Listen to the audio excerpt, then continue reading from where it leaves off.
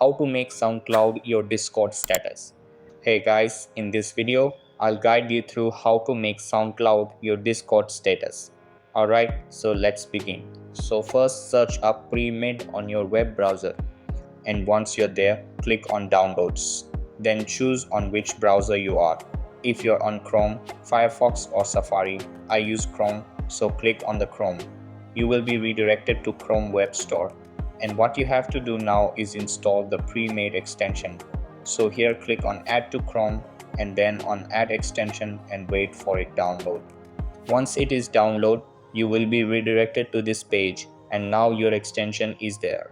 So when you click on the extension, you will see it has many options right here. And as you can see, there is SoundCloud. So make sure that the button is enabled for it to work. Next, go to your Discord and log into your account. Go to your settings, then go to activity privacy and make sure that both of these options right here are switched on. And then when you listen to a SoundCloud song, it will now display in your Discord status. So that's basically how you can make SoundCloud your Discord status. So that's all for this video. Consider subscribing if you find it helpful, and I'll see you in the next one. Thanks.